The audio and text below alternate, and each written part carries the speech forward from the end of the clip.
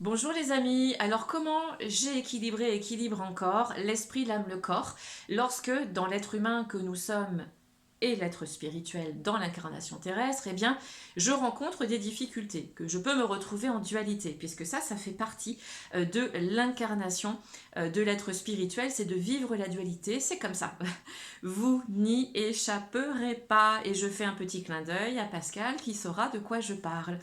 La dualité, c'est véritablement se demander comment faire lorsque nous savons que à l'intérieur, il y a autre chose que ce que nous pensions être, c'est-à-dire une personnalité avec un mental égo, et que nous sommes appelés par cet égrégore de paix et de lumière, et surtout d'amour intérieur, qui nous demande de vraiment nous expanser.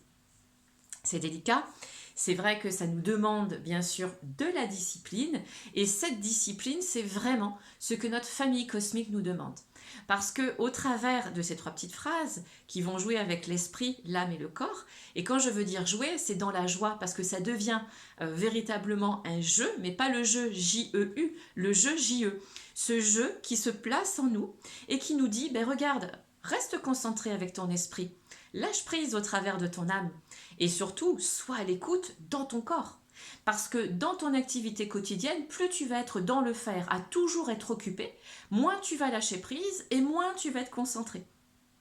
D'où l'importance de pratiquer aussi la méditation, la marche, où vous êtes tranquille, vous êtes en paix, dans le silence. Effectuer des activités qui vous permettent de rester dans le silence tout en étant bien sûr dans notre vie quotidienne. Hein. Vous comme moi, nous sommes des êtres humains, nous vivons notre expérience terrestre, nous avons nos activités, nous mettons en place des choses en action, bien sûr, mais il y a aussi un temps pour tout. Une fois que j'ai terminé tout ça, je prends le temps pour que mon être spirituel vive aussi.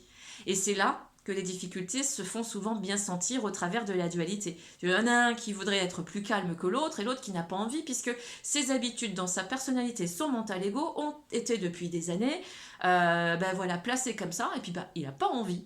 Il n'a pas envie de le changer. Et qui va le changer? Eh bien c'est vous dans votre discipline. C'est ce jeu qui va vous souffler au travers de l'esprit, l'esprit vient de pneuma, le souffle, qui va vous souffler, par l'intuition spirituelle, ce qui est bon pour vous, ce qui est bon pour nous. Et donc, plus avec mon esprit, je reste concentré, avec mon âme, je lâche prise sur tout ce qui va être inutile, et surtout l'âme, ça va être les émotions. Je garde mes émotions, je les vis, je m'en nourris, mais je trouve l'équilibre. Et avec mon corps, je suis à l'écoute. Plus j'utilise ces phrases, plus je suis à l'écoute de ce que je ressens profondément, plus je lâche prise par rapport à ce que mon âme me demande de lâcher pour qu'elle puisse se libérer et être concentrée sur l'information reçue par l'esprit, plus ici, je trouve mon équilibre, mon harmonie, et puis surtout, je découvre que j'ai une super qualité de discipline intérieure. Je découvre que je suis capable de m'arrêter 5 minutes sans rien faire, d'être à l'écoute, que je peux rester dans le silence et que surtout, ce silence va me nourrir. Le silence est une des nourritures essentielles de l'être spirituel, autant que l'alimentation pour le corps physique. Et plus je vais rester en silence et avoir une nourriture équilibrée, plus ici, je vais me ressentir intérieurement dans tout l'amour que j'ai pour moi. Pourquoi? Parce que je nourris autant l'un, l'être humain, que l'être spirituel. Et donc je me sens bien et en équilibre parce que les deux ne rentrent plus en dualité. Ils apprennent à se connaître. Donc j'apprends à me connaître intérieurement. Et ensuite, pour le vivre, c'est vrai que bien souvent, nous rencontrons ensuite des personnes qui sont aussi dans cet équilibre-là. Et cela nous permet d'élever l'égrégore de lumière et de paix et d'équilibrer avec l'égrégore sombre, vous le savez, qui est là, qui fait partie de nous. Et comme à chaque fois, il est là. Mais nous avons le choix de nous en sortir et d'en trouver l'équilibre avec l'égrégore de paix et de lumière. Voilà, c'est ce que j'avais envie de vous partager.